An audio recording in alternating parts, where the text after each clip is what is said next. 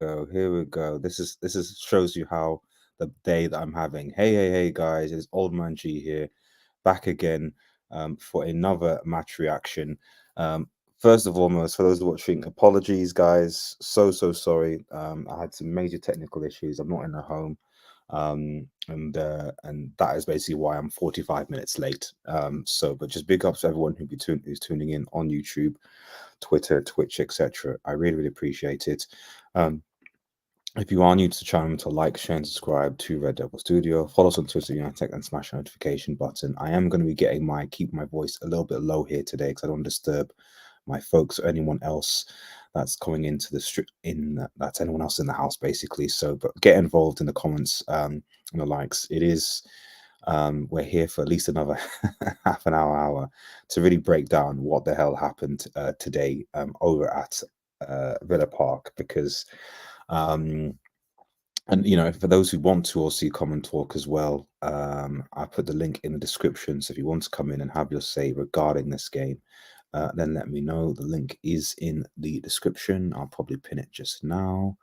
Let's have a look. Let's pin this now, and there we go.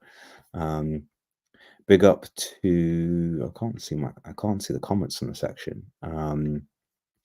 Well, big up to Atonement and Matty who were here before, so I apologize, guys. I apologize. And SSB in the chat, yo, what's up? The game was awful. It was a terrible game. I don't even know what to really think of the game, to be honest, because I watched the game.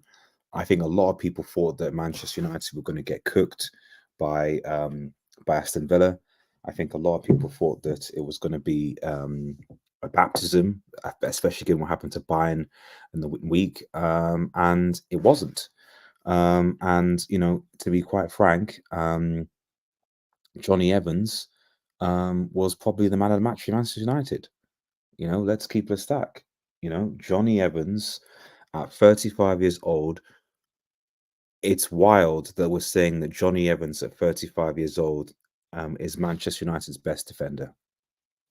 I think that's incredibly that at 35 years old, Johnny Evans is arguably and he had this isn't against a scrub team. In my opinion, he had a fantastic performance, not just because of he was there to just do a job, as a lot of people I think are saying, but his positional sense, his reading of the game, Martinez, who well, let's even go. Let's start with the starting line because I think a lot of this whole debacle, I think, started. Hopefully everyone can hear me. I'm just checking my signals. Okay, yeah, I think we're good. This whole debacle actually started with the starting lineup. It started with, so if I just scroll down here, obviously he sees match stats. Look at this: 11 shots, 10 shots. I mean, whatever you say, Villa only had one shot on target in 90 minutes. That's crazy.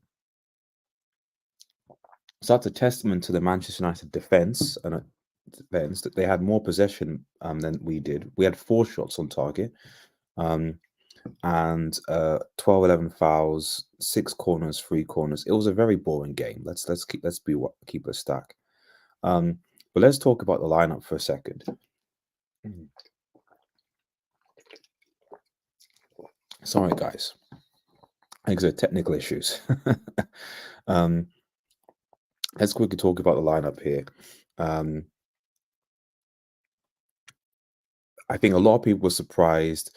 I mean, the fullbacks are no surprise, but a lot of people were surprised about Evans and Maguire starting. I think that, now, is it sabotage? Is what? I don't know.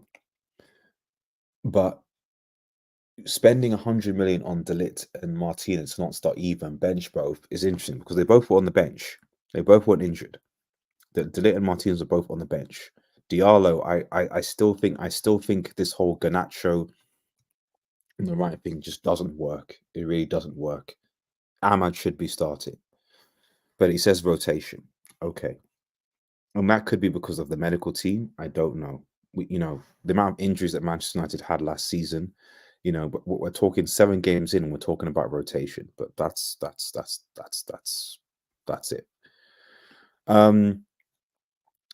A lot of United fans saw this centre back pairing and thought, this is it. He's sacking himself. The reality is that it's this centre back pairing. Although obviously, Maguire and Mazraoui went off a second time, and Lindelof came in at right back, and who came in? Who came in? Lindelof came in, and a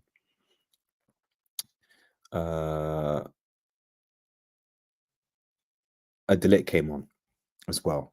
And at times, De Ligt actually looked questionable. And I will say this, that when we signed De Ligt, while I was happy that we signed De Ligt, I did still have my question marks over him as a defender, especially what happened at Juventus and Bayern Munich. Johnny Evans had, you know, one of the best games I've seen at Manchester United for quite some time. And it's a problem if your player who basically came to Man United to be able to train, because he still is an international as far as I'm aware. He came to United so he can still train, and he's United's best defender. Certainly this game. I don't really have a lot to say about the defense. I think they defended it well.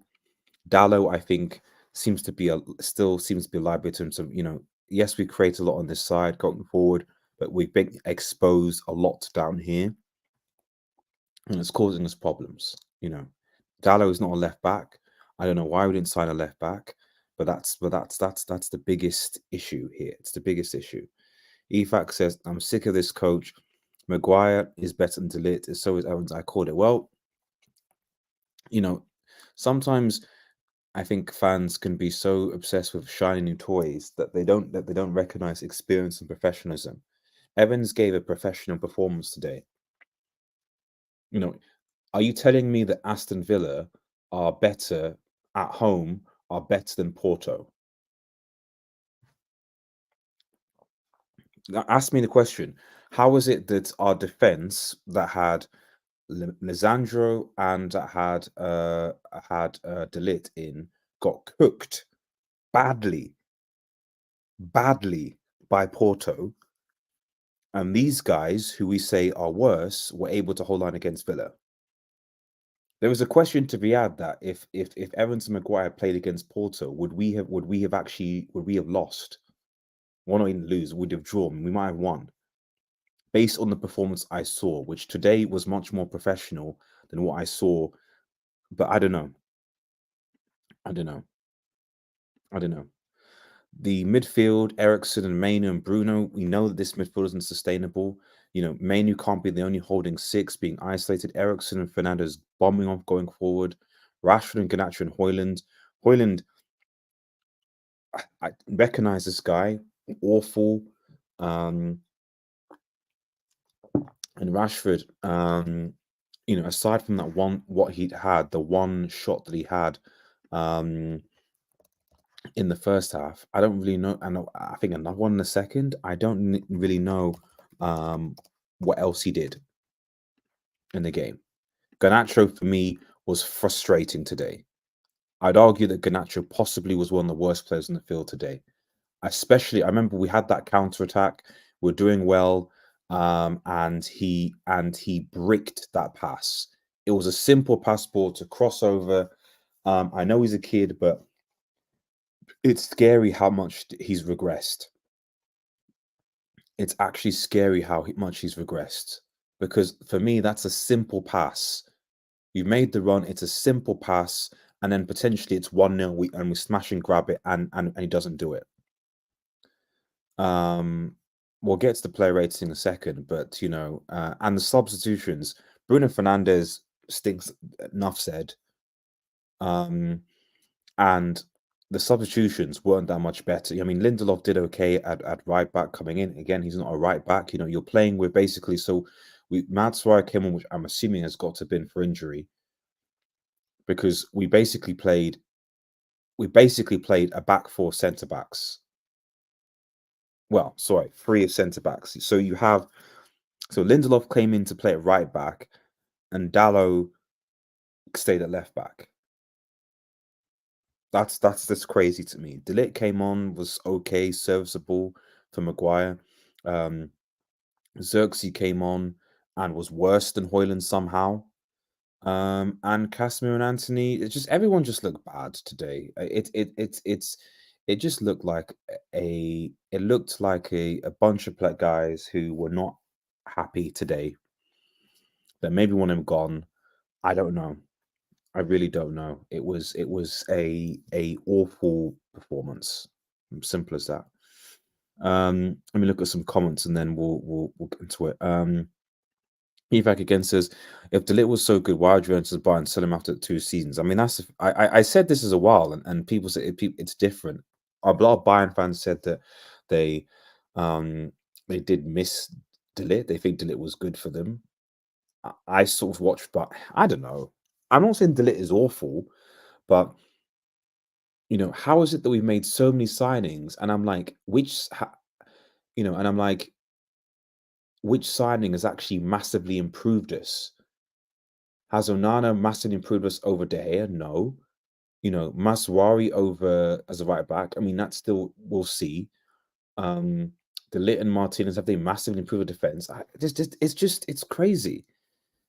Matt says that performance was sorry for letting you do waiting, but there, buddy. By the way, that once was abysmal. Set up not to lose rather than trying to win. Bruno starts again. I mean, the thing about the Villa game is that, like, under normal circumstances, that would have been fine. If we had beaten Brighton, if we'd beaten Palace, if we'd not lost to Spurs, at home, shout out to Spurs who conceded 2 goals, by the way. That was wild. But there you go. I don't know why it is that only Manchester United can capitulate. I say that, in fairness, we're down to 10 men. We managed to still get a draw, get away to Porto. But I don't really understand how United just capitulate just like that when they go down to 10 men. But, under normal circumstances, I would say, oh yeah, draw away at Villa Park, Villa doing well, isn't a bad result.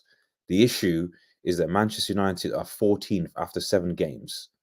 Manchester United have 8 points after 7 games. That's just over a point, over a point a game.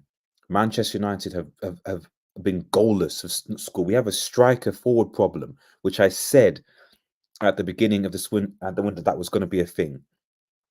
I said it. I said, do you honestly think that Xerxes and Ahmad, because that's all we have forward attacking wise, are going to be able to score 15 plus goals each this season? Especially given the fact that we lost McTominay. Nah, it's not going to happen. Our front four is awful. No technical quality. Well, but that's what I'm saying. It's like, but what did people expect? Last season, McTominay scored, I think, a third of our goals, and we let McTominay go. McTominay scored a third of our goals last season. So without McTominay, the only attacking player we signed was Xerxes. And Xerxes is not a number 9. Xerxes barely scored any goals in Serie A. So why is it that we thought that Xerxes and Hoyland, players that weren't prolific, why do we think that they were going to score the goals? I don't understand. We thought that maybe Rashford might do something. I don't understand. I don't understand. No Ahmad. Well, I'm not even going to go into that. Apart, rotation, right? Hoyland, no service again. It says a lot that Ericsson Evans were our best players today. Yep, exactly. These are the guys that we said out. And yet, you're at a point. I'm at a point now where I'm like, and now obviously Lenny, we've got Euro to come back, but what is Euro going to do? Euro can come in here. That will help us. But we'll see. He's out for a while, and you hope that Euro can come and do. But I mean, he's probably thinking, shit, maybe I should have waited from Real Madrid at this rate. Boulder Hag out. Ten Hag spent 600 million on new signs, and none of them have improved us or made us any better as a team.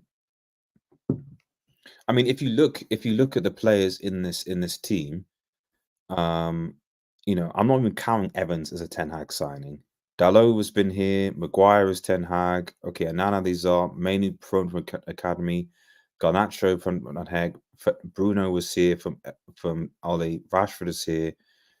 You know, Ericsson and Hoyland. And you're right. They've not improved us. It's crazy. You question how we spent 70. We spent what 100 million on our attack, and we couldn't spend that on just literally just getting Kane. Literally just getting Kane. You know, we spent academy fine. 40 million Bruno fine. Ericsson, you know, not that much. You know, like it's crazy. It is actually crazy. You know, we I know. 600 million to regress, man. Dare I say it, Ollie is a better coach than Erik. I mean, there's uncomfortable questions. I mean, I guess the argument that people would have is so, well, okay, Erik Ten Hag won trophies. And he did win trophies. But Ollie was right in the sense of like your league position does dictate things. And in retrospect, if we want to be real, you know, Ollie's biggest mistake, you know, was that of signing Ronaldo. You know, had he not signed Ronaldo, you know, for me, had he not signed Ronaldo and had Greenwood not had his incident, United would probably have been in a different place, I think, because you would have had a front four of Martial, Rashford, Greenwood, Sancho.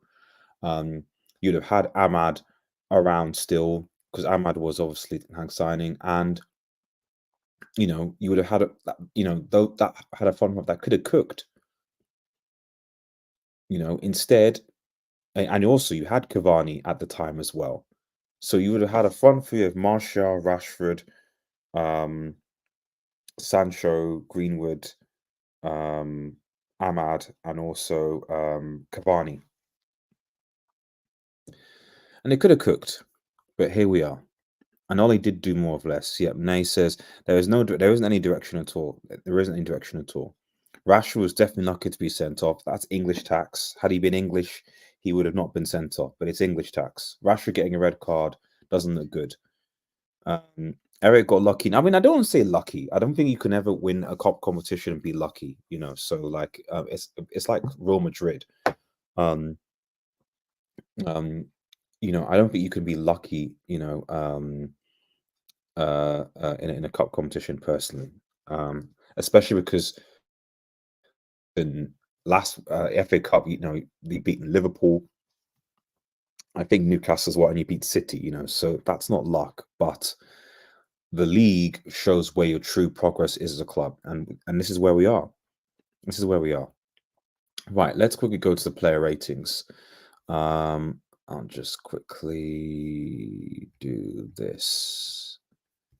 Share this tab and let me know what your thoughts are. So we're going to go to play. Big up the United stand for doing this. These are public to share, so I thank United stand for that, irrespective of what's going on with the drama and all these sort of things, you know. So the player ratings are fire. So let's quickly get the player ratings done, and obviously it's done to let me know your thoughts. Onana, I don't think Onana had anything to do today. Like for me, 5, you know, or 6 average performance. He didn't have anything to do today. He was fine. He was fine. Matswari, I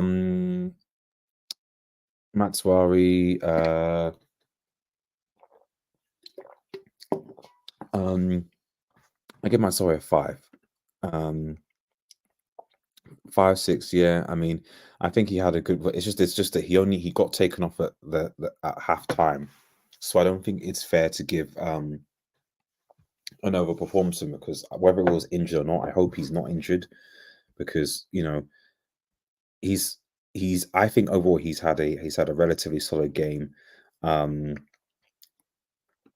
at for Manchester United. I mean, he was good at Ajax. Bayern didn't want to lose this guy. He got sold because of other reasons, but they didn't want to lose this guy.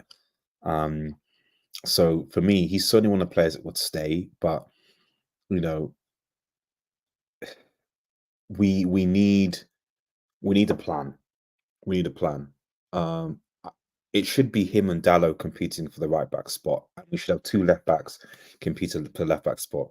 As it stands now, we have a left back who, in my opinion, you know, do you sell you didn't spend that much on Malacia, so it's fine, but you sell Shaw at this point. Shaw's got to go.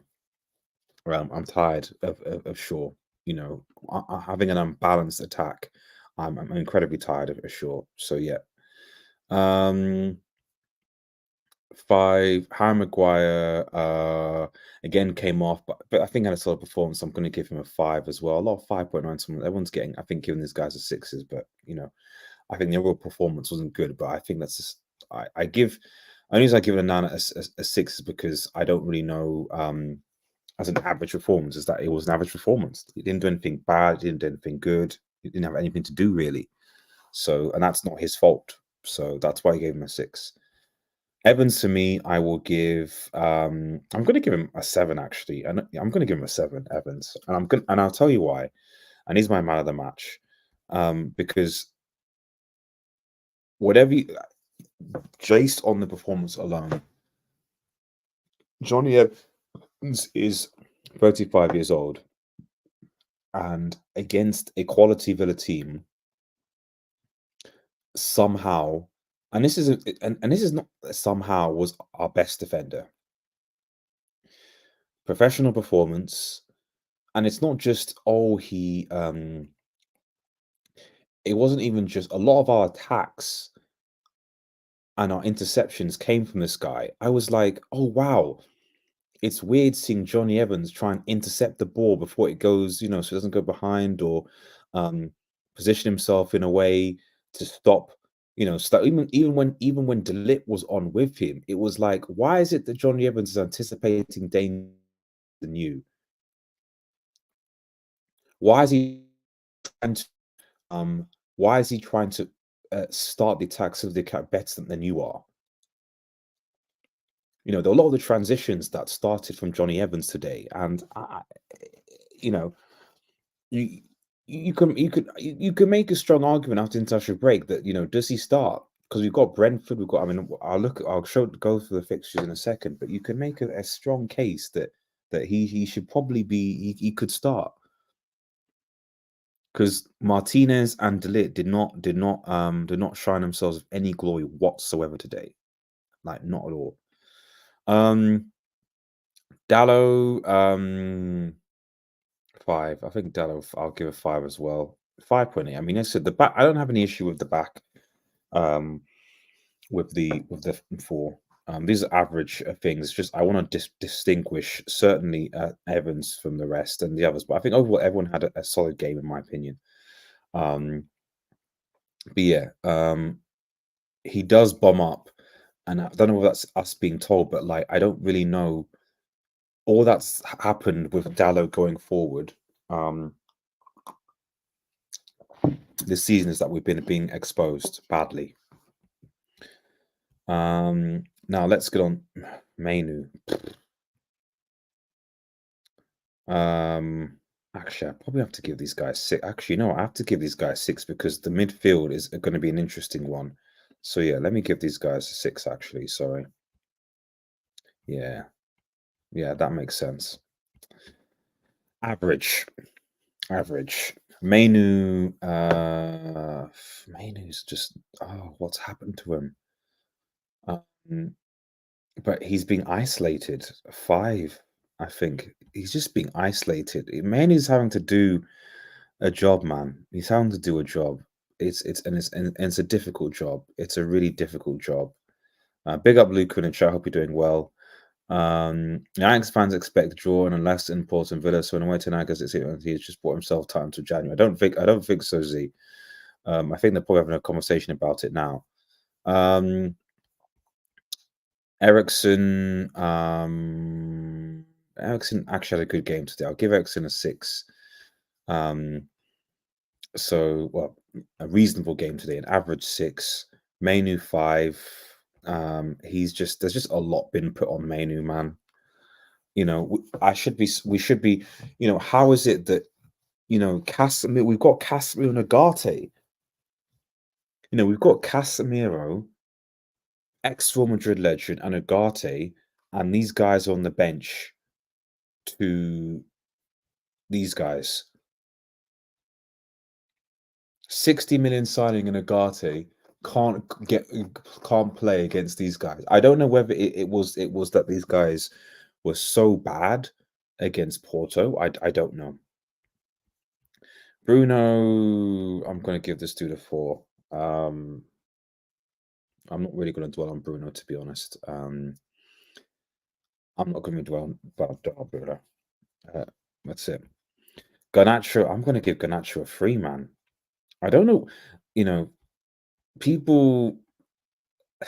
Garnacho really, I know it's a football, but and I love the kid. He's just a kid. He's a kid, but he really frustrated me today. You know, and it showed me in this performance that I was like, he can't be a starter. Garnacho cannot be a starter for Manchester United. He can't. You know, he can be an impact player. He's a good off the bench player. He's a good super sub. Yep, I think he can do that. But the performance today, which he had like a 90 minutes, because Rashford came off, so he had a 90-minute performance today, Garnacho, and he was not effective at all. Poor decision making. You know, it's got to be between him and Aaron on the right if you're obsessed with keeping. Because I think when because what happened? Because Rashford came off, Xerxes came on. Was Hoyland? I think Hoyland was still on the field, so Hoyland went to the set. I don't know what happened with our attackers, to be honest, but our attackers were awful today. Our attackers were really bad, really bad. I'm sorry, so brainless, poor decision making, lack of intelligence. Ahmad has to start, and Ahmad should be starting. Simple as. Rashford for me, 1 or 2 chances, but then nothing for Hoyland. No service. For Victor Lindelof came in, did a job at defense, you know, so I'll give him a 6 with the others. De Ligt, to be honest, I think got exposed by Johnny Evans. I hope he does better because he got cooked. De Ligt got cooked on. He got cooked badly against Porto. Really, really bad. Casemiro, you know, 5 did his thing. Anthony, you know, don't know, didn't really notice him really. Xerxes was as part again a part of his attack was pretty bad. Give him a 4. He somehow managed to be worse than Hoyland when he came on, but he's not a number 9. Erik ten Hag, I mean, there'll be crisis talks now. I suspect if he's going, it's international break. This is probably the time. This might be his last. I'll give him a 4. This might be his last game because we did draw still, but this is probably going to be his last game in charge. It's international break time now. You know, you'd think that Erik ten Hag there'll be a replacement. I'll obviously put a poll on in the on the community tab. Erik ten Hag, in or out. It'd be interesting to see. In fact, you know, I'll do it on the community tab. It'd be interesting to see what people thought because in the summer, and when I did do the live, and when I go back, I think people were just about Erik ten Hag in. And in retrospect, was that just the emotion from the FA Cup final? I don't know.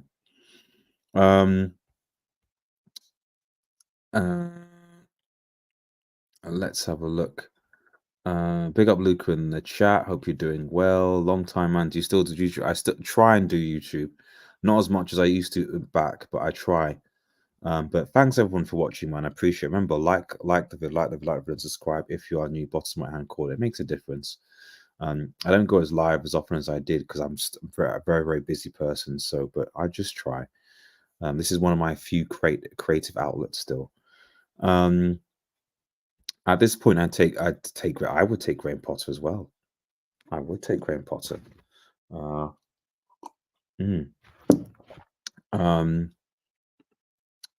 Man United need Tuchel. I don't want Tuchel near Manchester United, to be honest. Tuchel isn't a good league coach either. He's a competition coach. He's not a good league coach. I mean, look at what he did at Bayern, man. Jeez, company are playing better somehow than him. So there you go. Inzaghi or Nagelsmann would be the next step for me if we're talking about experienced managers. But you can always obviously go into the Championship like Chelsea and Bayern did and maybe see something there, you know? I mean, maybe we should have given McKenna a chance. Maybe we should have given McKenna a chance or Carrick a chance, etc. You know, maybe we should have given them a chance. I don't know. But yeah, overall, I mean, let's quickly just look before we round up things up. Let's just quickly look at United's next fixtures because you look at the table, and I'll just quickly share this. You know, United are 14th. We're closer to relegation than we are to the top 4. Okay, negative goal difference of 3, and we are only 5 points from the relegation zone. 5 points. Crystal Palace are there, Southampton, Wolves. And this is a Crystal Palace team that I'm surprised. Well, geez, man, Wolves, geez, what happened to Wolves? Like, that surprised me, man. Damn. Southampton doesn't surprise me. Palace surprises me. That we somehow weren't able to beat these guys. Because they've got good players. So that surprises me. But Wolves, like, they've got negative 12. Yeah, knowing United's luck, we still won't be able to beat them though. You know, but anyway, it is what it is. So, you know, 8 points, 14, and yet we need to be 4th. So we are what? 1, 2, 3, 4, 5, 6. 6. I mean, 6 points from 4th is not that bad, you know. But we're 10 points from Liverpool. We need to get top 4, and when we're 6 points from, which isn't actually that bad. You know, especially given that we've not played against Chelsea or Arsenal yet. But I mean, do you honestly think that United are going to beat those guys? So I think Ineos have to make a decision. You know, could we really go see without CL football? You know, and they have to make a decision soon. So obviously, it's international break because the next game, we're looking at United's fixtures. You look at these fixtures now, and in theory, the next 4 games are winnable. At home to Brentford, who are ahead of us in the table, but you got to win that. You got to beat Brentford at home. Then you got Fenerbahce away. Good old Jose and Fred's there, and it would be ironic if Jose Mourinho and Fred dunk on this Manchester United team, a manager that a lot of fans wanted out despite calling out the issues at United, and a player in Fred who gave his heart into the team, and arguably looking at what is in Manchester midfield, was the engine room of the team. The fans chased him out. Certain fans, anyway, said he wasn't good enough. McFred. Okay, well, McFred's not here anymore. Fred's not here, and somehow we're worse. Our midfield just keeps on getting played into through all the time. We are worse without Fred. I've saying this for a while as someone who's like Fred. Ever since we sold Fred, Manchester United's midfield is far worse. West Ham away, which we never know. because I think West Ham aren't doing that particularly great either. Then you've got Leicester City at home in the EFL round of 16, which hopefully should be fine. And then you've got Chelsea at home. Oh my goodness. Oh my goodness. We can't lose to Chelsea at home. We can't. Then POK, Panathinaikos, I think that's Panathinaikos at home. Leicester City at home. Ipswich Town away. Border Glimt, Everton, and then Arsenal in December. So to be honest, aside from Chelsea at home, which I'd hope that we could get for it, the run of games isn't that bad. I think if Manchester United were to make a change, it's this international break. Because with this potentially, you could if you get, your wins in the Europa League, you beat Leicester City, you got Chelsea at home, maybe get a good result against them somehow. You got some decent games up until Arsenal away, 3rd December. This is so essentially what I'm saying here is that Ineos have to make a decision now. Because, Ineos have to make a decision to decide whether they sack this guy or not. Because if United are going to somehow salvage this season, they've got to make a decision now. Because there are definitely winnable games for Manchester United here. But that's just my thoughts. Let me just have a quick look at the chat. No, right, okay. So anyway, thanks for everyone for tuning in. Remember to like, share, and subscribe to Video Studio. Follow us on Twitter, United X, smash the notification button. Have a nice day, everyone, and cheers. Peace.